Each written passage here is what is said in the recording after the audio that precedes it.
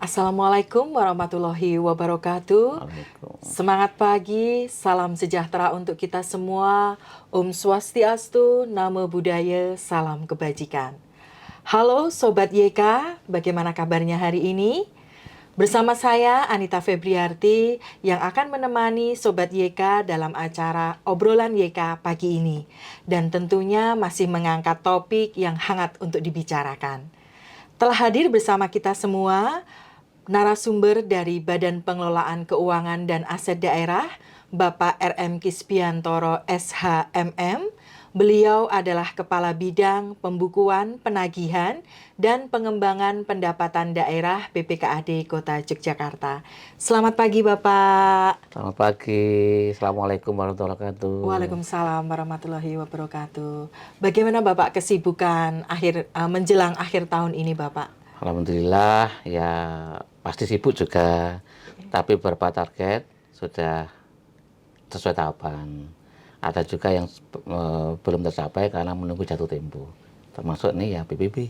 Oh iya, PBB sesuai dengan topik obrolan kita pagi hari ini, Bapak. Insya Allah. Mungkin Bapak sebelum membahas lebih lanjut dan mendalam tentang PBB, sebenarnya pajak ini apa sih Bapak? Dan mengapa kita sebagai warga masyarakat ini harus wajib untuk membayar pajak? Oke, jadi tidak hanya di Kota Jakarta ya, bahkan di negara pun pendapatan yang paling utama adalah pajak sekarang. Nah, di Kota Jakarta untuk pendapatan daerah kan ada PAD, aset daerah dan dana transfer. Nah, kalau kita terus terang ya PAD kita masih 40%, ya, yang 60% masih dana transfer. Tapi udah bagus itu, karena berarti sudah ada kemampuan dari daerah kita untuk membiayai kegiatan kita sendiri dengan PAD.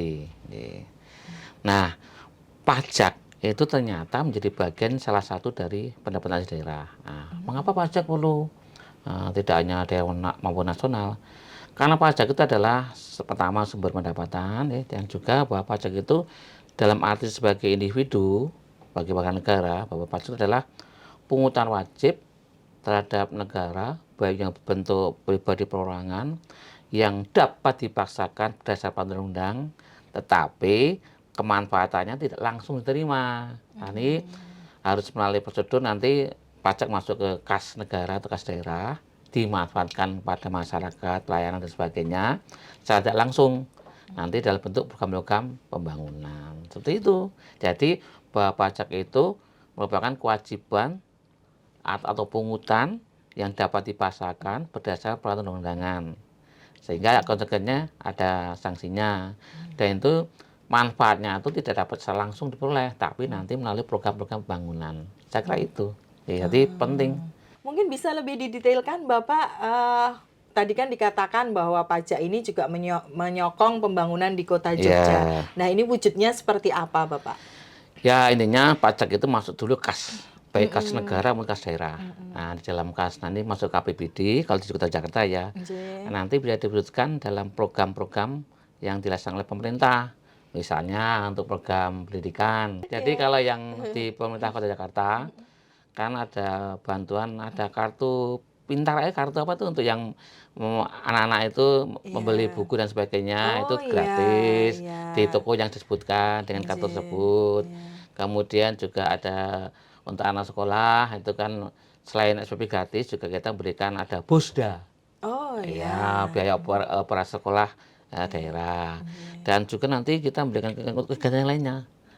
Baik langsung tidak langsung, itu sekolah, untuk pendidikan. Untuk yang sosial, ya biaya pemakaman dan sebagainya, nanti ada bantuan dari pemerintah Kota Jakarta. Juga nanti kalau misalnya untuk ada bantuan dalam bentuk untuk misalnya kayak beras, sembako dan sebagainya, itu juga ada, itu yang sosial ya. Kalau kesehatan, ya kesehatan ada untuk biaya kesehatan tuh ya, pakai KTP ya di Jogja, maka orang Jogja loh ya berarti ya. Kalau memeriksakan di Puskesmas Kota Jakarta gratis dia. Wah, luar biasa sekali ya, Itu Pak, masih ya. banyak lah, tidak hanya di Sekretariat, masih banyak itu. Nah, nanti bagaimana kita tahu, lihat aja nanti dalam prakteknya di lapangan. sumbangan yang diberikan oleh masyarakat dalam bentuk membayar pajak Nggih. menjadikan prasarana infrastruktur menjadi lancar. Menarik sekali nggih, meskipun setelah kita membayar pajak ini imbalannya tidak secara langsung, tetapi manfaatnya ini benar-benar dirasakan dan benar-benar Bener, nyata gitu nggih. deh. Kalau untuk pajak sendiri Bapak, selain pajak PBB yang menjadi kewenangan pemerintah kota untuk mengelola, itu pajak apa saja Bapak? Bagus, karena Nggih. banyak masyarakat yang masih belum paham. Taunya Nggih. pajak daerah. Pak, saya Nggih. sering ditanyakan, Mas, saya belum bayar pajak kendaraan nih, gimana bayarnya? Ah, saya harus nerangkan bahwa pajak daerah itu ada 2 pajak Nggih. provinsi, ya, kemudian pajak yang dikelola oleh tingkat kota atau kabupaten. Kalau pajak daerah yang provinsi misalnya PKB, pajak kendaraan bermotor, BPNKB, biaya balik nomor kendaraan bermotor, pajak rokok, pajak air permukaan itu yang dikelola oleh tingkat provinsi. Yang di kota Iya. kita yang kita kelola sekarang ada istilah PBJT. Itu terdiri dari pajak atas barang dan jasa tertentu, atas makanan dan minuman atau gampangnya pajak restoran. Iya. Kemudian pajak atas jasa perhotelan, Nggih. kemudian jasa parkir, Iya. pajak penerangan jalan, kemudian ada pajak hiburan atau kesenian, kemudian ada BBATB, Nggih. kemudian ada itu yang paling penting PBB. Nah, PBB. itu. Nggih. PBB ini lebih familiar. Iya, Karena apa? betul. Setiap orang yang ada di Kota Jakarta yang punya entah hak milik atau apa dan sebagainya atas buminya dan juga manfaat dari bangunannya pasti bayar PBB. Tadi sempat disampaikan Bapak nggih bahwa pajak PBB ini bisa dibilang pajak yang hampir semua orang membayarkan Iya. selama mereka memiliki tanah dan bangunan di Kota Jogja. Iya. Nah, pertanyaannya berikut Bapak, apakah ada objek yang dikecualikan dari pajak PBB ini atau setiap bangunan yang ada di Kota Jogja pasti dikenakan PBB ini Bapak? Iya, setiap peraturan mesti ada Iya. pengecualian. Nggih. Nah, diskresi ya mesti Iya. ada. Yang untuk yang PBB yang tidak dikenakan pajaknya bisa digunakan untuk kepentingan pemerintah, baik pemerintah pusat atau pemerintah daerah. Digunakan untuk kepentingan ibadah sosial keagamaan. Digunakan untuk konsulat atau diplomat yang mana ada asas tidak balik. Artinya kalau Indonesia itu di negara tersebut punya bangunan gedung tidak kena, dia juga bebas pajak. Tapi jika itu nanti digunakan untuk kepentingan komersil, Iya. nah kan ada manfaatnya. Nggih. Nah itu terkena PBB juga. Seperti Baik. itu. Iya, iya. Untuk Baik, Bapak. pendidikan juga kena, kecuali yang pendidikan yang untuk komersil. Ada tuh, yang universitas itu. Oh, begitu. Iya. Tapi kalau pendidikan yang level sekolah dasar begitu Sampai Bapak, SMP, sampai yang milik SMP. pemerintah Oh, itu iya. nggak kena. Masih dikecualikan sebagai Nggih, objek kan pajak sebagian juga PBB. digunakan untuk masyarakat juga. Betul, betul Bapak. Nggih. Kemudian Bapak jika boleh tahu, biasanya ini pemerintah Kota Yogyakarta mendistribusikan SPPT PBB itu di bulan apa nggih Bapak? Baik, jadi karena PBB ini merupakan jenis pajak official, Nggih. artinya baru ada tunggakan ketika ada ketetapan. Iya. Nah, ketetapan PBB itu lewat SPPT PBB. Nah, Betul. itu kan diterbitkan itu pada awal tahun. Oh iya. Ya, misalnya tahun 2024, berarti tanggal 1 Januari atau 2 Januari ya, itu sudah terbit SPPT PBB. Nah, di situ artinya sudah ada timbul namanya piutang. Iya. Nah, itu diterbitkan di awal tersebut dan nanti juga nanti ada jatuh temponya ada. Iya. Seperti itu. Tadi sempat disebut Bapak, ada jatuh tempo untuk pembayaran PBB. Iya. Untuk di Kota Yogyakarta, apakah jatuh temponya itu sama atau bagaimana Pak? Selama ini Oke. kita masih bersifat sama. Artinya masih bersikeras bahwa untuk SPT yang dikirim, jadi SPT yang Iya. diterbitkan ini kan didistribusikan. Iya, betul Nah, Bapak. kami mendistribusikannya lewat kelurahan. Oh iya. Ya, sejamin juga mungkin jika minta langsung juga bisa. Nah, lewat kelurahan nanti kelurahan juga mendistribusikan lewat tokoh masyarakat RT RW. Nggih. Nah, distribusikan. Nah, kemungkinan ada wajib pajak ya kan Jogja kan kota pensiun ya. Iya. Banyak orang-orang yang punya duit Iya. yang akan berencana pensiun di Kota Jakarta. Nggih. Nah, mereka membeli tanah di Kota Jakarta. Yang bersangkutan wajib pajaknya tinggal di luar kota. Nah, sehingga SPT secara fisik Iya. itu belum bisa disampaikan oleh RT RW-nya. Nah, Iya. sehingga mereka belum menerima secara fisik. Iya, iya betul Nah, Bapak. itu Banyak kejadian. artinya kami menganggap dan itu bahwa semua SPT sudah tersampaikan di bulan Maret. Itu batas akhir penyampaiannya ya, Bapak? Iya, Oh, hitungan kan seperti baik, itu. Nah, nggih. dari batas akhir itu ada waktu sekitar 6 bulan. 6 bulan dihitung dari Maret? Iya, dari April dong. Oh, berarti mulai dari April ya, Pak, ya? Nggih. April, Mei, Juni, Juli, Agustus, September berarti nanti? Nah, di September Oh, itu di baik. akhirnya, jangan tanggal Oh, satunya, tanggal tanggal 30. 30. Oh, Iyalah, baik. Ya itu ya ya, batas waktu nggih. yang kami gunakan. Nggih. Meskipun kalau kita mau mengajukan juga bisa. Dianggap misalnya namanya Iya, juga anggapan. nggih. Dianggap Februari selesai, maju lagi. Oh, iya. Nggih, Tapi yang berlaku umum tetap tanggal 30 30 September. Tidak September. peduli itu Nggih. tanggal libur Merah atau tanggal begitu ya? kerja. Karena kalau Oh, merah, nah, iya. perlu saya sampaikan juga bahwa PBB itu sebenarnya dibayar tidak hanya tunai, langsung aja dengan non tunai. Oh, sudah bisa ya, Bisa Bapak? Nggih. pakai sekarang ada toh, ada istilahnya ada e-money, Oh, ada iya iya e-banking dan iya. sebagainya lah seperti itu. Sudah semakin digital ya, Bapak, ya, untuk Insya Allah seperti pembayarannya. itu. Tadi sempat diungkap bahwa jatuh tempo PBB itu adalah tanggal 30 September. Yap, Mendekati tanggal jatuh tempo, nah ini kita sekaligus mengingatkan Sobat YKTV ya, betul. Bapak Ibu, bagi yang belum atau kelupaan untuk membayar pajak PBB, ini sekalian kita ingatkan, mumpung sebelum tanggal 30 September bisa segera untuk melunasi pajak PBB-nya. Nah, kalau misalnya nih Bapak, Oke. misalnya mungkin karena kesibukan aktivitas sehari-hari, akhirnya PBB ini terlambat untuk dibayarkan, Pak. Ada konsekuensinya tidak, Bapak? Iya, namanya setiap ada batas waktu, ada aturan perundang-undangan, pasti ada sanksinya dong. Nggih. Iya. Sanksi yang jelas secara administrasi adalah keterlambatan itu terkena denda 1% dari Dari pokok pajak yang dari dibayarkan. pokok pajak, Ya, iya. per bulan.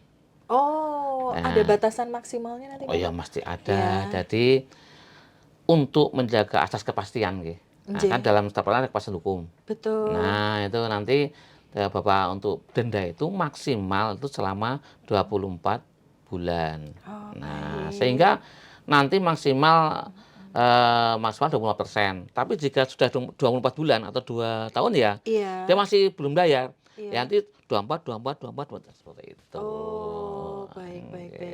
Jadi untuk menghindari denda ya, Pak, istilahnya ya? Iya, Denda 1% memang sebaiknya PBB ini dibayarkan, sebelum tanggal jatuh biasanya tempo. itu kalau sudah sering terlambat, mereka Iya. itu sering kelupaan. Oh, iya, Ya. betul Karena betul, kita Bapak. distribusi SPPT itu kan di awal tahun. Iya. Ketika nggak segera dibayar, Nggih. nanti-nanti aja lah.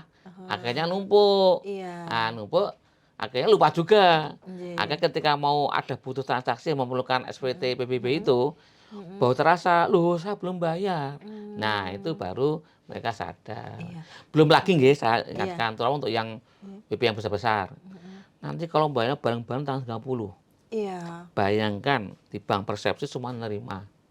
Dan Mmm. harus dalam jangka waktu saat itu 24 jam, harus segera distorkan, dilimpahkan kas daerah.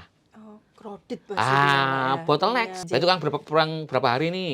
5 harinan ya, Bapak, ya? Nah, iya, Sebelum tanggal jatuh makanya tempo, iya. maksud itu.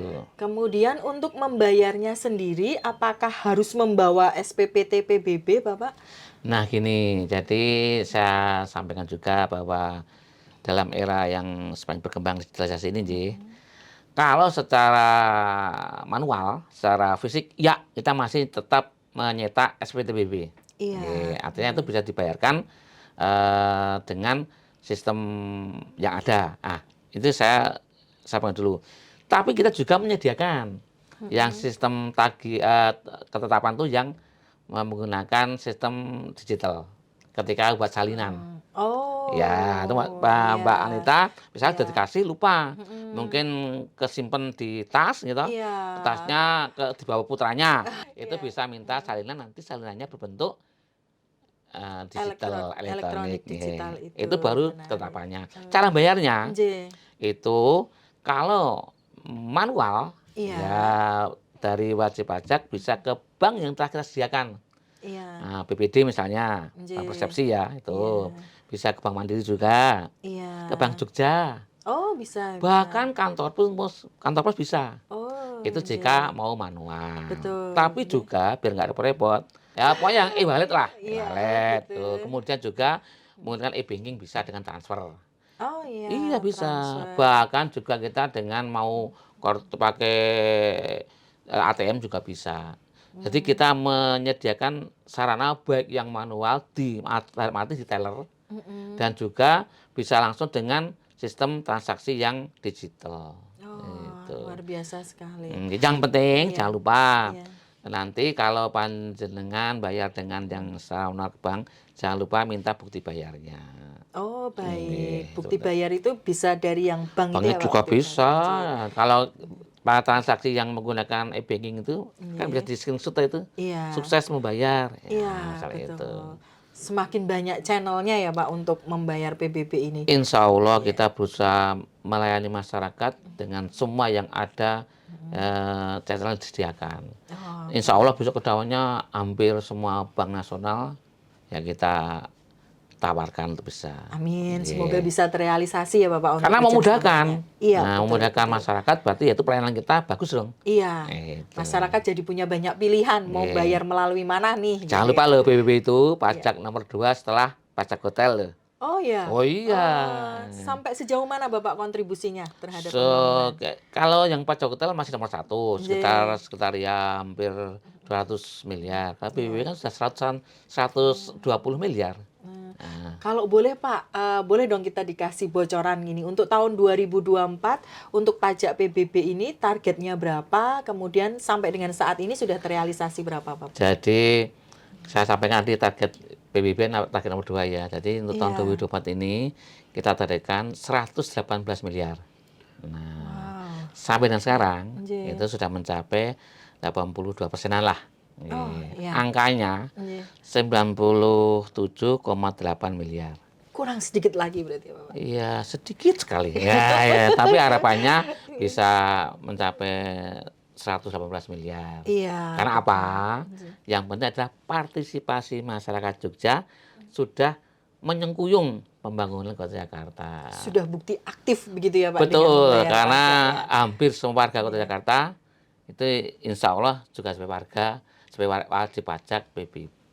Oh Gitu. iya. Nah Bapak kalau misalnya nih SPPT-nya lupa ditaruh di mana atau entah taruh di mana. Kemudian ingin mengetahui tahun ini saya sudah bayar atau belum ya. Iya, Kemudian tahun kemarin sudah bayar atau belum ya. Nah ini iya. untuk cara mengecek tunggakannya seperti apa Bapak? Yang pertama jangan tanya dukun ya. Nah, Iya iya iya iya. karena apa? Pemkot sudah mempunyai JSS. Jogja Smart Service. Nah, jadi salah satu aplikasi andalan lah. Iya, Kita betul, Pak. terbaik loh, juga terbaik di 10 besar lebih di nasional ya. Nah, jadi situ ada aplikasi, ya nanti langsung aja ke pelayanan PBB. Oh iya. Nah, nanti itu kalau butuh cetak dan sebagainya, sana sebagainya. Kemudian ada yang tuh pembayaran PBB. Ada buka JSS, nanti yang penting apa knob-nya. Oh, tinggal memasukkan knob-nya Nah, begitu ya, setelah Pak ya. buka JSS, Nggih. buka di aplikasi PBB-nya, kemudian mau misal pelayanan yang mau tahu berapa tunggakannya, buka itu, nanti terus masuk knob-nya. Nanti akan keluar. Iya. Jika sudah membayar, maka tidak ada tunggakan. Hmm, Tapi kalau sudah belum bayar, nanti tunggakan ada tertera di berapa situ. tahun ada. Oh, baik, Nggih. baik, Nah, baik. coba aja itu nanti dimanfaatkan. Kalau itu sudah bisa dimanfaatkan, Iya. tinggal nanti menunaikan kewajibannya. Secara non tunai juga. Nah, Iya. itu. Kita di JSS juga ada Krisna. Oh iya, Nah, iya, betul, dimanfaatkan. Bapak. Krisna bisa melalui Kris berarti ya. Lebih Iya. simpel, tidak harus membawa Iya. uang cash banyak-banyak. Asal punya uang di e-banking. Oh iya, tentunya iya, Iya. Bapak. Baik, Sobat YKTV, menarik sekali pembicaraan kita pada pagi hari ini mengenai pajak bumi dan bangunan. Yang tadi sudah dijelaskan secara panjang lebar oleh Pak Kisbiantoro bahwa pajak yang kita bayarkan ini nanti akan kembali ke kita dan manfaatnya akan kita rasakan bersama, tentunya untuk menyokong pembangunan di kota Yogyakarta. Jangan lupa tanggal 30 September adalah batas akhir untuk pembayaran PBB. Mari bagi yang belum melunasi segera dibayarkan pajaknya untuk menghindari sanksi atau denda keterlambatan ya Betul, Bapak. iya. Kemudian untuk cara pembayarannya tadi Bapak Kisbi juga sudah mengulas secara panjang lebar, bisa melalui Bank BPD, Bank Mandiri, kantor pos atau melalui transaksi digital, melalui aplikasi Krisna yang telah disediakan oleh JSS, melalui virtual account, Tokopedia, ShopeePay, dan M-Banking. Terima kasih telah bersama kami dalam obrolan YK TV. Semoga di lain kesempatan kami masih bersama Sobat YK TV dengan topik yang tentunya lebih hangat lagi. Insya Allah. Jangan lupa like, komen, dan subscribe channel YK TV untuk perkembangan selanjutnya. Terima kasih Bapak Kispiantoro yang sudah berkenan hadir Sama-sama, bersama kita matur nuwun semua. sekali. Sampai jumpa.